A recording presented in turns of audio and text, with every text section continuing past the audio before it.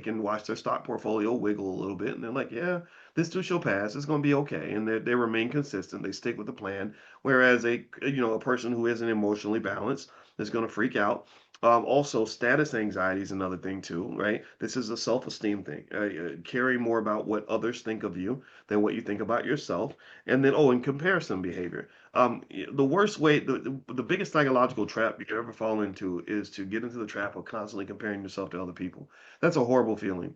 And if I've ever felt that way, I stop. I will disconnect from whatever it is that's triggering in that way because I don't think it ever goes away, right? And it's so unproductive and it's so stressful and it's so uninformed because you don't really know why this person has the new Mercedes in their front in their driveway. For all you know, they could have somebody could have gave it to them. They could have stole it. They could have went in debt to get it or whatever. So comparing yourself to others is generally speaking not a good activity. It'll only drive you crazy. So these are some differences between real millionaires and fake millionaires. And unfortunately, the fake millionaire has been heavily marketed to the black community through hip hop music for a very long time, and it's very important to not fall for any of that, right? It's very important to make sure your economic culture matches the value systems that you want you and your children and your family to have. Okay, all right. So let's finish up for today. It was great to see you guys. I hope that this was been. Oh, let me show you. I did this thing. I did a video. Let me show you one more thing. I did like how everybody's doing like micro dramas and stuff.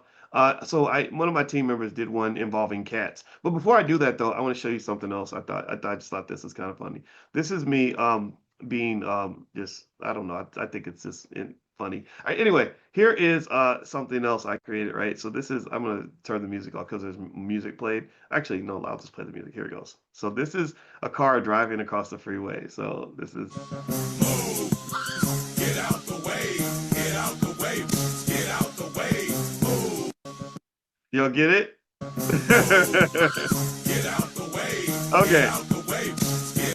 So that's my determination to build generational wealth. I don't care. I'll run over anybody to make it happen. All right. Now, one more thing I want to show you is something that I put up. As a finance, Millions sorry of about that. Let's see. Oh,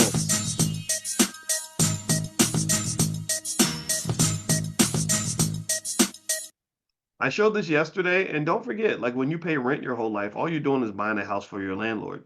So if you've been paying your rent on time, don't ever tell me you can't afford to buy a house because I know that's not true. You've already bought a house for your landlord because all the landlord does is he takes your rent payment and he pays his mortgage with it. So so you already bought a house for the landlord. So let's just stop it. Let's stop with the shenanigans.